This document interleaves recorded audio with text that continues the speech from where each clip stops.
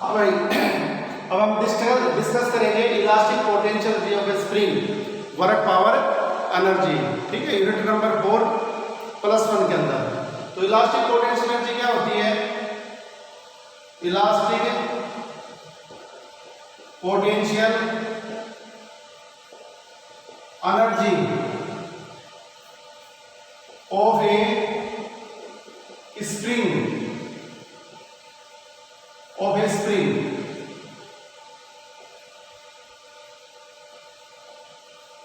Elastic potential energy of a spring. तो energy जो spring है उसको हम स्ट्रेच करते हैं, कंप्रेस करते हैं, तो उसमें एनर्जी स्टोर हो जाती है और उस एनर्जी को हम क्या कहते हैं? Elastic potential energy. तो the energy, the energy stored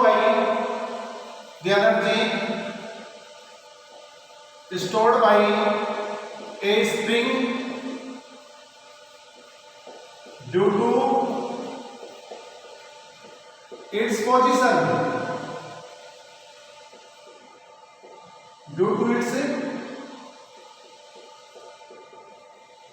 position, from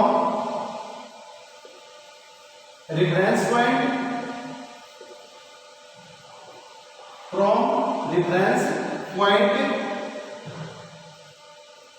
या mean position is called elastic potential energy of a spring,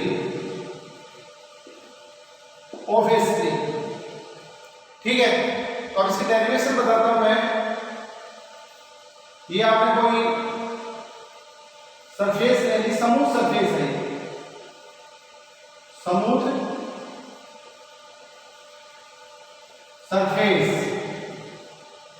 ये कोई स्मूथ सरफेस है और उसके बाद में आपने एक स्प्रिंग ले लिया, आपने ये स्प्रिंग है और इसके साथ आपने एक ग्लोब लगा रखा है, ग्लोब को बॉडी है जिसका मास है m, और ये स्प्रिंग है कोई जिसका स्प्रिंग कांस्टेंट k है। एक स्प्रिंग है जिसका स्प्रिंग कांस्टेंट क्या है? k है। तो कोई सरफेस है, हॉरिजॉन्टल सरफेस है, स्मूथ है। स्मूथ का मतलब होता है कोएफिशिएंट ऑफ फ्रिक्शन क्या होता है इसके अंदर? μ = 0, μ a कोएफिशिएंट ऑफ फ्रिक्शन 0 होता है। स्मूथ सरफेस है, साइड में दीवार है, तो एक स्प्रिंग ले ली, उसके दो फ्री एंड होते हैं, एक ब्लॉक से अटैच है, दूसरी दीवार से अटैच है। ठीक, अब इसको हम आपके क्या करते हैं? इसको स्ट्रेच करते हैं। अब इस स्प्रिंग को हम इस ब्लॉक को बाहर की तरफ खींचते हैं, ऐसे ये बाहर की तरफ खींचते हैं। ये क्या इसकी मीन पोजीशन है? मीन पोजीशन, ये मीन पोजीशन है। और मीन पोजीशन किसे कहते हैं? जहां पर डिस्प्लेसमेंट कितना हो? 0। ठीक है,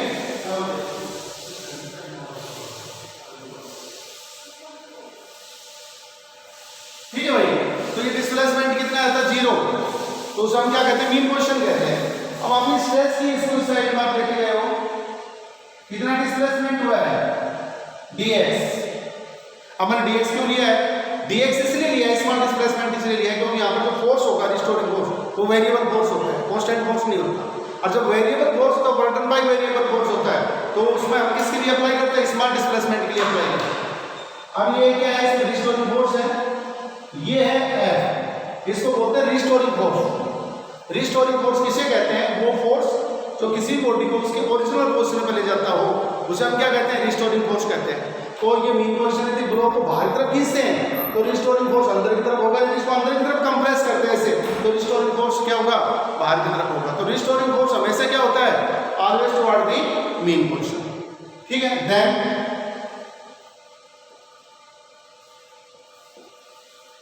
work done against restoring force for small displacement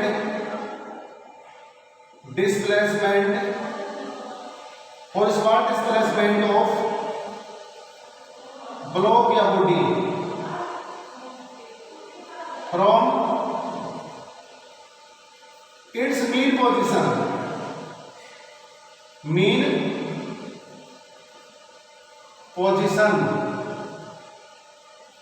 is given by तो कितना हो जाएगा मीन पोजीशन से कितना ऑर्डर होगा ये हमें फाइंड आउट करना है। यहाँ पर एंगल और देख लो भाई, एंगल कितने का है, डिस्प्लेसमेंट बाहर है और फोर्स अंदर है, तो एंगल कितने का होगा 180 डिग्री का होगा थीटा। देखो डिस्प्लेसमेंट बाहर की तरफ है तो फोर्स कहाँ है अंदर की तरफ, और जब हम स्प्रिंग को कंप्रेस करते हैं तो डिस्प्लेसमेंट इधर होता है तो फोर्स किधर होता है बाहर की तरफ। कहने का मतलब है और रिस्टोरिंग फोर्स हमेशा किससे अपोजिट होता है, डिस्प्लेसमेंट से अपोजिट होता है, या ये कह सकते हैं रिस्टोरिंग फोर्स हमेशा किसकी तरफ होता है, टुवर्ड द मीन पोजीशन की तरफ होता है। ठीक है, तो is given by dw f dx cos theta, और थीटा कितना है यहाँ पर 180 डिग्री, तो dw हो गया f dx cos 180 और cos 180 -1 होता है, तो dw माइनस f इंटू में dx and by force law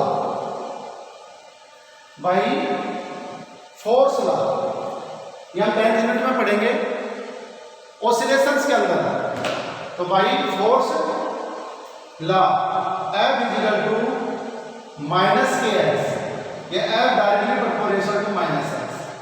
के का मतलब होता है स्प्रिंग कांस्टेंट,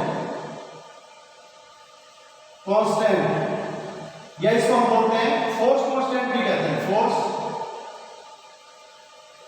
कांस्टेंट भी कहते हैं इसे, स्प्रिंग कांस्टेंट कह सकते हैं, फोर्स कांस्टेंट कह सकते हैं, स्प्रिंग फैक्टर कह सकते हैं, फोर्स फैक्टर भी कह सकते हैं। ठीक है, नेगेटिव साइन का मतलब क्या होता है, negative sign mean, negative sign का मतलब है F always, F भी force always toward mean position, हमेशा किसकी तरफ होता है, always toward mean position. Negative sign का मतलब ये होता है और कोई मतलब नहीं। ठीक है, ये वैल्यू हम इसके अंदर रखवा।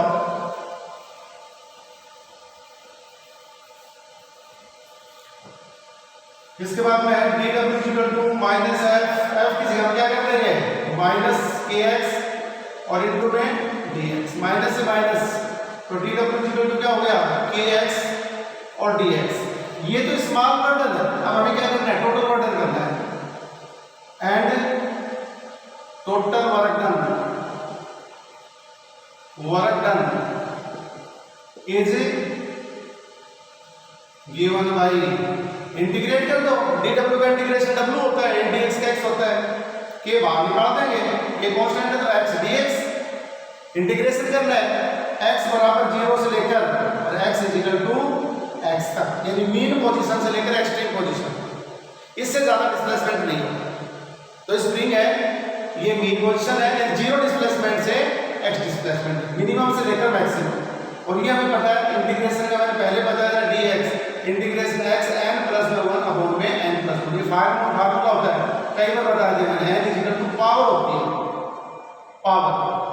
तो ये मैथमेटिकल फार्मूला है k और 0 से लेकर x, और इसका सॉरी पहले इंटीग्रेशन कर दो सीधा ही, तो ये कितनी पावर 1 है, तो x की पावर 2/2, 0 से लेकर x, पहले देखो पावर कितनी है 1 है, तो 1 और 1 2, अब w इक्वल टू किसके बराबर होगा 1/2k इनटू में x की स्क्वायर 0 से लेकर x, इसको ओपन कर दो तो 1/2k इनटू में x की स्क्वायर माइनस 0 की स्क्वायर। ठीक है,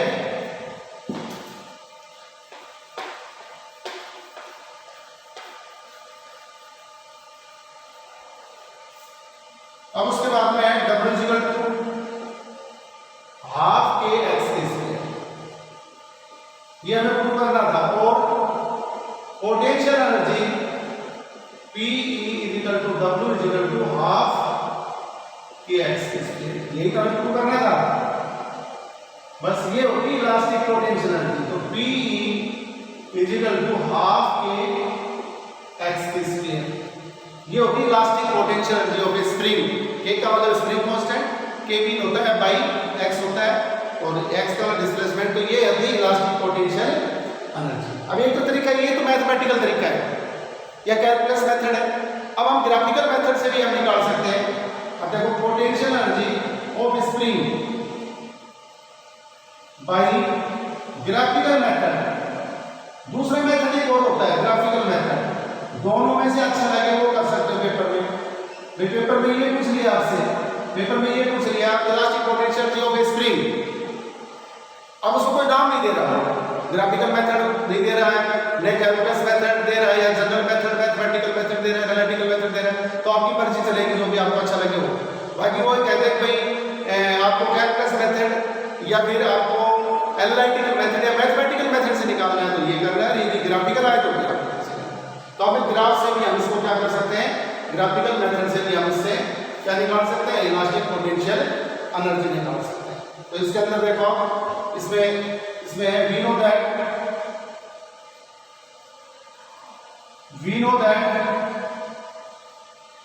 work done is equal to area under fx graph.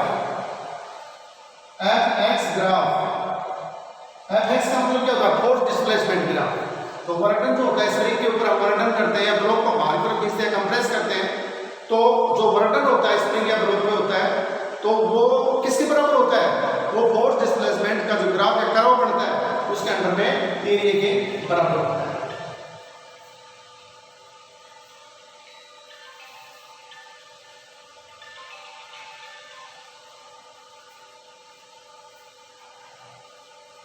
ठीक है, तो यहां पर आप ग्राफ बना लो, ये हमें ग्राफ नोट कर दिया, ये f हो गया, ये x हो गया, ये है स्लोप, और ये स्लोप इक्वल टू f बटे x होता है, और ये k के बराबर होता है। तो f इक्वल टू हम क्या लिख सकते हैं, kx लिख सकते हैं। ये देखो यहां से यहां तक क्या हो गया, f हो गया, और ये x है। तो यहां से यहां तक ये क्या हो गया, x हो गया, और ये इसके अंदर में जो एरिया है इसको P क्यू, तो W equal to area under fx graph या area under triangle OPQ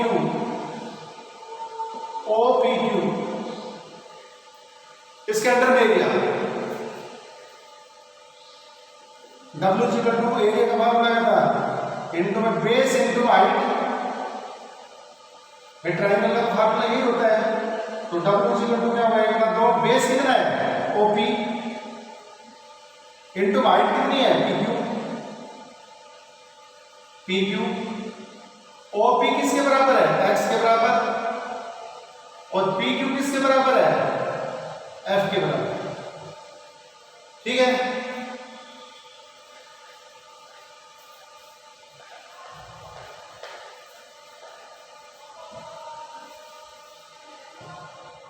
W equal to 1/2 into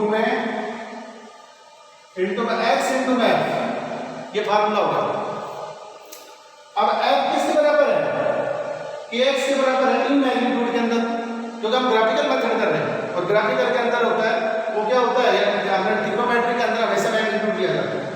1/2 into में x इंटू में kx, देखो वही आंसर आ गया, नहीं आ गया, kx किसके लिए है, और P equal to W equal to half kx square. तो P equal to half k x square, यही हमें प्रूव करना था। ठीक है, इलास्टिक पोटेंशियल जो स्प्रिंग है, तो दो मेथड है, दोनों मेथड से मैंने बता दिया, एक ग्राफिकल मेथड होता है और एक जनरल मेथड मैथमेटिकल मेथड या कैलकुलस मेथड होता है। और इसके अंदर में एक और चीज हमें मिली है, भाई एफ और एस के बीच में जो ग्राफ बनता है वो कैसा होता है, स्टेट प्लस में ओरिजिन से पास। पूछ ले what is the nature of the force displacement graph, तो आप क्या कहोगे, the graph will be set and pass through the origin.